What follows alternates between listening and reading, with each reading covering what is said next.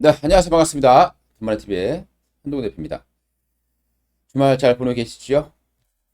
또 주말 사이에, 우리나라 지금 뭐 계속해서 증시가 힘든 모습들을 보여주고 있습니다. 특히 금요일 같은 경우는 시장 대비해서 또 종목들의 하락폭이 좀 더 크게 발생했었던 모습이 있고요. 미국 증시도 마찬가지로 지수 하락폭에 비해서 개별 종목들의 하락폭이 굉장히 크게 발생한 그런 모습이 나타났습니다. 좀 약간 좀 쇼킹한 사건이 발생을 했죠. 상장 이후 가장 큰 폭의 하락이 나온 종목이 또 하나 생겼습니다. 최근에 스냅이라던가 이런 종목들이 미국에서요 실적 전망치를 철회하면서 어마어마한 하락이 나타나고 있는데 이번에도 역시 또 그런 사태가 발생했습니다. 우리가 이제 국제 특송 하면 가장 먼저 연 그 방법 바로 페덱스죠. 페덱스라는 업체가 최근에 이제 폭락을 했습니다. 그 이유를 보게 되면 하루까지 지금까지 이제 1일 하락폭으로 봤을 때 금융위기 때도 나타나지 않았던 하락입니다. 1987년도 상장이 1970년대 했으니까요. 상장하고 나서 최대폭의 하락이고 역사상 없던 하락이 나타난 겁니다. 그리고 1987년도에 16% 정도의 하락이 있었지만 그걸 넘어서는 21% 이상의 폭락이 발생했습니다. 그 이유를 보게 되면 연간 수익 전망을 철회했다는 부분이고 분기 주당 순이익 분기입니다. 예상치가 5.1달러였습니다. 근데 이 5.1달러 자체도 이제 코로나 특수가 끝났으니까 좀 안 좋게 예상을 했었는데 그것보다 더 좋지 않게 3.44달러가 나온 거예요. 그러다 보니까 정말 투매가 발생하는 그런 것도 나왔고요. 특히 이제 페덱스의 CEO가 나와서 경기 침체가 임박했다라는 말까지 했습니다. 그래서 동종업체를 할 수 있는 UPS라든가 그리고 XPO 로지스틱스라든가 이런 기업들의 주가도 동반적으로 하락하는 그런 모습 보였죠. 실적이 안 좋아지는 이유를 보게 되면요. 일단 인플레이션입니다. 인플레이션이 나오게 되니까 소비가 줄 수밖에 없어요. 당연한 겁니다. 그리고 재고가 증가를 했다는 부분이고요. 그리고 또 우크라이나 전쟁에 의한 물류 그리고 중국 코로나로 인한 문제도 있었습니다. 근데 이제 코로나 같은 경우는 사실 2분기 좀 지나서부터 봉쇄가 완화됐습니다. 그래서 좀 나아지지 않을까라는 기대를 했지만 예, 이렇게 처참한 결과로 나타났습니다. 그래서 야 진짜 경기 침체가 오는 거 아니냐라는 우려감 때문에 시장이 우르르 밀리다가 좀 지수 관련 종목 위주로 해서 낙폭 좀 땡기면서 마감을 했습니다. 그런데요, 무조건 이 말을 우리가 지금 그럼 바로 경기 침체가 오느냐를 보게 되면 저는 그렇지 않다고 봅니다. 바로 미국에서 바로 경기 침체가 오지는 않을 거예요. 왜냐하면 아직까지 경기 침체를 접어드는 거는 분명합니다.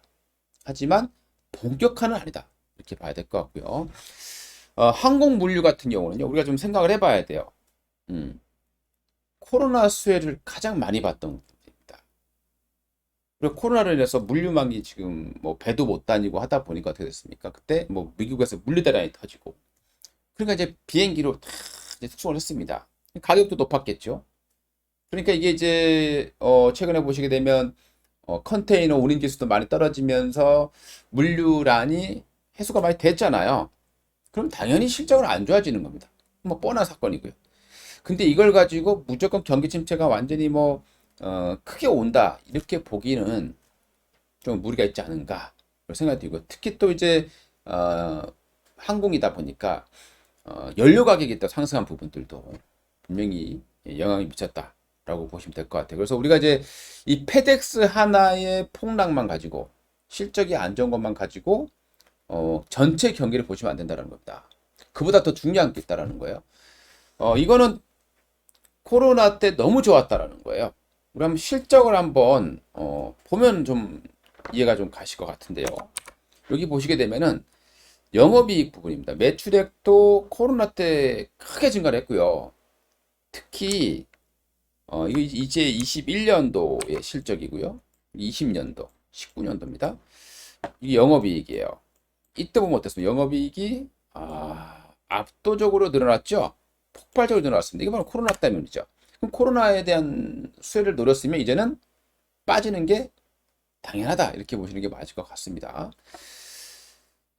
그리고 이제 이보다 더 중요하게 생각해야 될 부분들은 뭐냐 그러면 항공보다 지금 실제 그럼 미국의 경기 동향을 가장 잘 말해주는 게 뭐가 있겠습니까? 항공보다는 철도겠죠. 그래서 앞으로 나올 유니언 퍼시픽이라는 기업입니다. 미국 최대의 철도 기업이에요.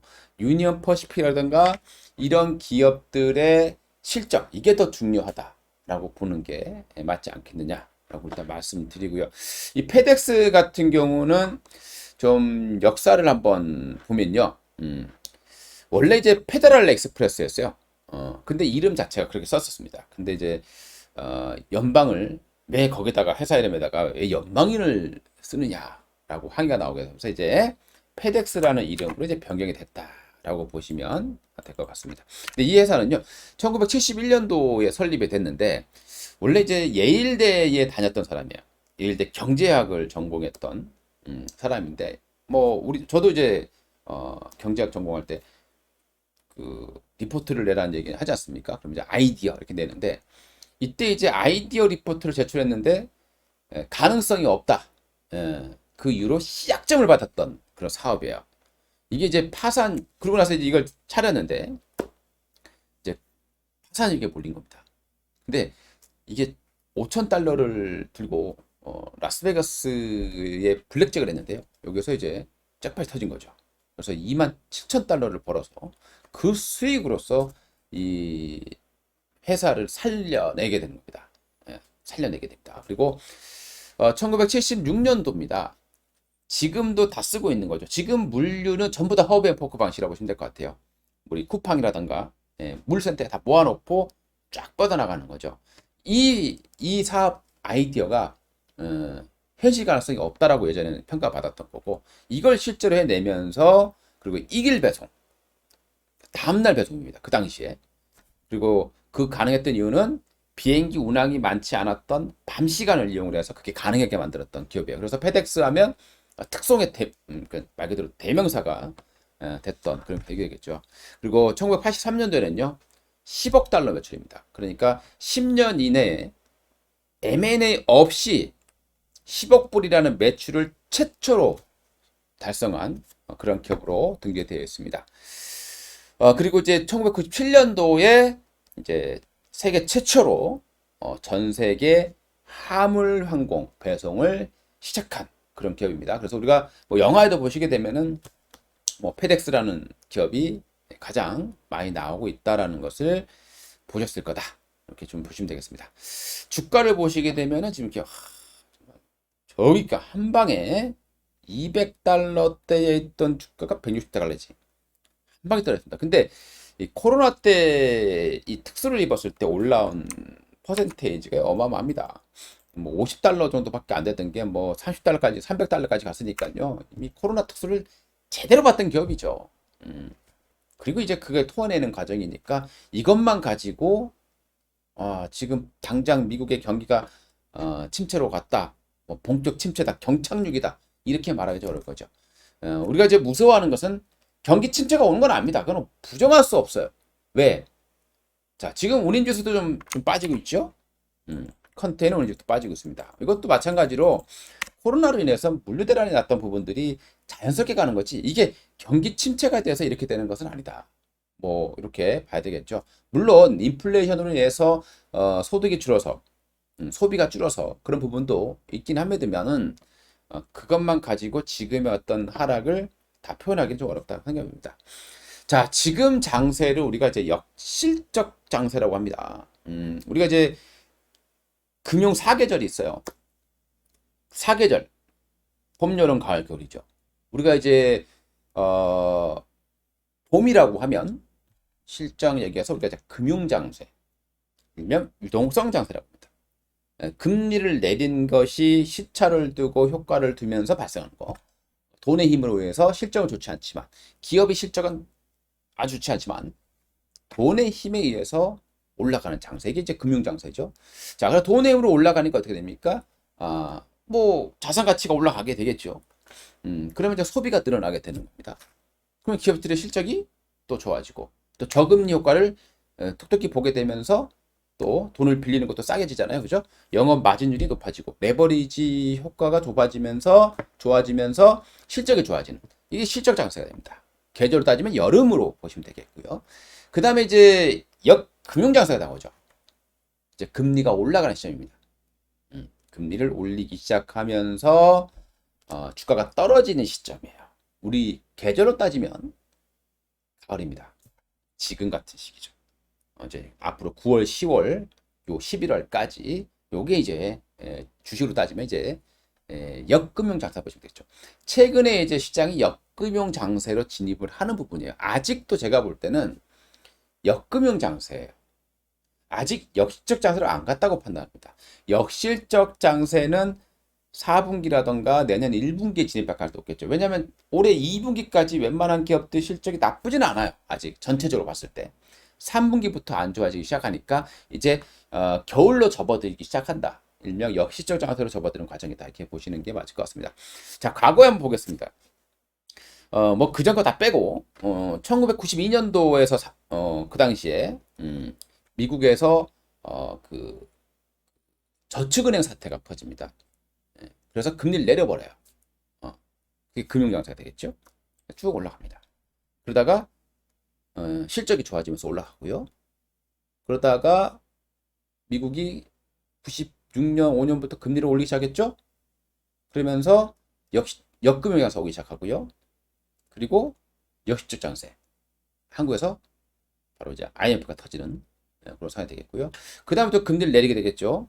그러면서 또 그러니까 여기가 금융장세가 되는 거죠. 2001년부터 2003년까지가 금융장세, 또 금리를 내렸던 시기입니다. 근데 이때는 내리고 2005년부터 금리를 올렸단 말이에요. 그러면서 실적 장세가 됐어요. 역금융 장세이지만 주가는 계속 올라가는 모습을 보였습니다. 2년 동안 계속 지수가 올라왔어요. 그러다가 이제 바로 역금융 장세 잠깐 오다가 그냥 이거는 역시적 장세도 아니고 그냥 바로 그냥 폭락. 말 그대로 금융위기가 발생한 시점이 되는 겁니다. 자, 그리고 나서 또 2008년, 2009년 어마어마한 돈을 풀어냈죠. 바로 이게 금융장세였어요. 아주 오랜 기간 갔습니다. 금융장세가. 이때가 이제 골디락스 장세였고요. 그러다가 2017년부터 금리를 올리기 시작했죠. 바로 때 이제 역금융장세로 가기 시작했는데 코로나가 터지면서 또다시 금융장세가 온 거예요. 이게 이제 가장 큰 문제가 된 겁니다. 자연스럽게 가을로 왔으면 겨울이 와야 되잖아요. 가을이 왔는데 또다시 여름으로 간 겁니다. 그러니 그 결과가 얼마나 혹독하겠습니까? 그래서 지금이 바로 역금융장세가 들어오게 되면서 주가가 폭락을 하게 됐고요. 아직 역시적 장세는 도래하지도 않았다라고 판단하시면 되겠습니다. 자, 그렇다 하더라도 시장은 바로 급락보다는 또 반등을 해줄 가능성이 높다. 일단은 반격의 시대는 또 다가옵니다. 어떻게? 다우지수하고 나스닥이 일단 전저점 이탈하지 않으면 좋겠습니다. 그래야만 추세가 살아있는다고 봐야 될 것 같고요. 만약에 전저점까지 이탈하게 된다면 조금 우리가 생각을 바꿔야 되고요. 나스닥 같은 경우는 이미 닷컴 버블 이후 최장 하락 기간입니다. 그러니까 나스닥이 이렇게 길게 하락한 적이 별로 없어요. 금융위기 때도 이렇게 긴 장기간 하락하지 않았죠. 2년 이상 하락했던 시점이 바로 닷컴 버블입니다. 지금도 약간 닷컴 버블 비슷한 현상들이 많이 발생했죠. 그래서 1년 이상 지금 빠지고 있는데, 그래서 아주 오랜 기간 지금 힘들게 하고 있는 그런 과정이죠. 그리고 FOMC가 이제 금리 인상을 하게 될 텐데, 아무래도 경기 침체에 대한 우려가 좀 있어요, 최근에. 그래서 0.75% 인상 가능성도 여전히 높은 상황이고, 최근에 JP모건에서는 0.75 가능성을 그대로 유지하는 모습들을 보여줬습니다. 저도 뭐 희망은 희망이고 여기로 일단 생각을 하고 있습니다. 근데 지금 미국의 채권 금리를 보게 되면 이거 울트라까지 가는 거 아니냐 이런 우려감이 좀 반영이 돼 있습니다, 사실. 지금 미국의 2년물이 3.9% 가까웁니다. 그리고 10년물이 3.4니까 지금 미국의 국채 금리가 2.5, 1% 올리면 3.5가 되겠죠.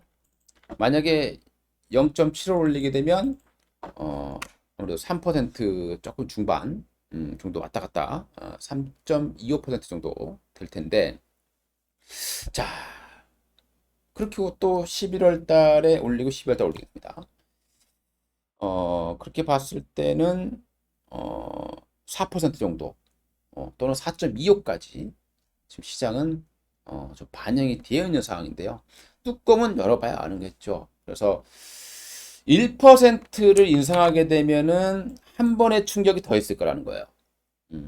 이게 조금 가장 마지막 이제 두려움이 되는 거고, 그렇다 하더라도 충격 이후에 회복세를 보일 거고, 만약에 0.75로 인상하게 된다라면 비교적 빠르게 급반등을 해줄 가능성이 높다 라고 생각하셔야 될 것 같고요.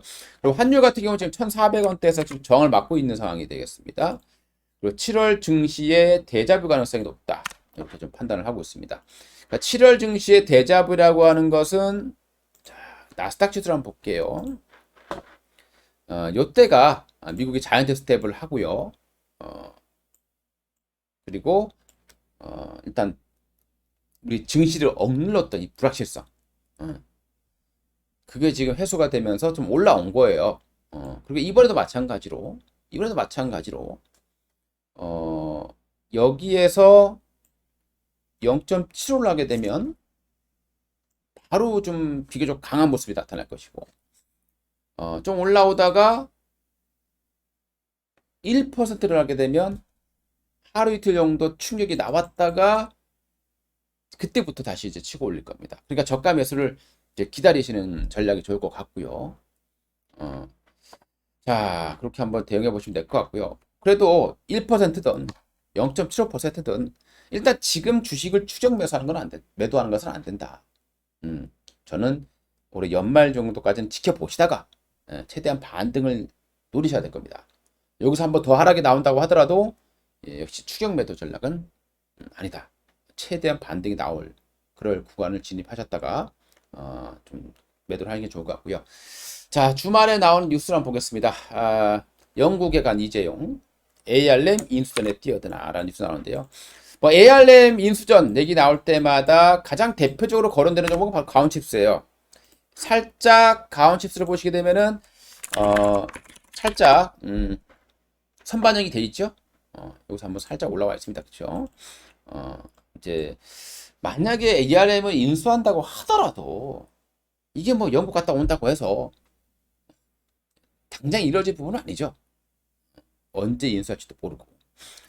결국에는 가온칩스 같은 종목들은 삼성의 그 움직임이 활발해져야 되는데, 어찌 되었건 지금 이재용 부회장의 움직임은 활발해지고 있고, 이번에 대통령 특사 자격으로 영국까지 찾아나가는 모습이 있습니다.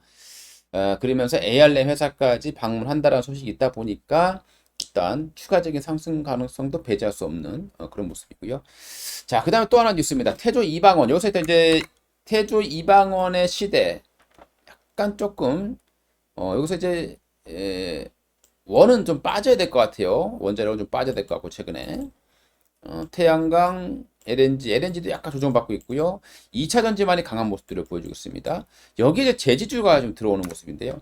제지주라서 다 가는 것은 아니고, 최근에 펄프 가격이 뭐 급등하고 있다 라는 소식이 나오고 있습니다. 그러니까 펄프 가격이 올라간다. 그러면 제지 가격도 올릴 수 있겠죠. 하지만 골판지는 제외하고, 그러면은 가장 지금 수혜주는 무림 PMP가 되겠습니다. 한솔 제지도 나오고 있습니다만은 결국에는 무림 PMP가 우리 재생 펄프를 하는 업체니까요. 최근에 조금 무림 PMP가 그래도 가장 강한 모습들은 보여주고 있는 모습이에요. 그래서 조금 다른 기업들에 비해서 제조업체들의 실적은 좀 여전히 좋은 그런 모습들을 보여주고 있다. 이렇게 좀 판단을 하셔도 될 것 같고요. 뭐 이런 기업들은 그래도 뭐 나쁘지 않지 않겠느냐. 이제 역시적 장세로 온다고 봤을 때 지금 현재 실적이 좋은 기업들은 그래도 이런 제주주니까 다른 종목들에 비해서는 하락폭이 좀 제한적이지 않겠느냐. 이렇게 접근하시는 게 맞을 것 같고요. 뭐 큰 폭의 수익을 줄지는 의문입니다.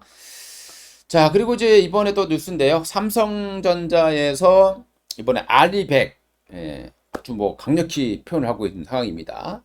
자, 그러면 7대 제품 소비 전력 30% 낮추겠다. 그리고 모든 플라스틱 부품의 재생 레진을 적용하겠다라고 했어요. 그러니까 뭐 폐플라스틱을 사용하겠다는 소리가 되겠죠. 그래서 관련 종목들 보게 되면은 뭐 세린 BNG, 코오론 플라스틱, 뭐 MPK, 에스폴리텍, 플라스틱 관련 종목들이죠. 그린 케미칼, 유니드, 뭐 탄소 포집 이런 기술력 가지고 있는데요. 뭐 참고 사항으로 보셔도 좋을 것 같습니다. 이거는 뭐 단기 뉴스 나오긴 했지만 앞으로 삼성이 가야 할 길이다라고 보시는 게 맞을 것 같습니다. 자, 그리고 이제 뭐 드디어 열린 일본 무비자 관광이라는 얘기가 나오고 있죠. 이제 일본에서 무비자로 관광을 하게 될 거고, 그렇게 된다고 봤을 때 지금 환율이 굉장히 높아요. 1,400원 육박하고 있는 상황인데, 그나마 지금 엔저가 나오고 있다라는 거예요. 일본은 우리나라 비교했을 때 뭐 별 차이가 없다. 그러면 다른 나라를 가기보다는 일본으로 가는 관광객들이 좀 늘어날 가능성이 높다. 이렇게 봐야 될 것 같은데요.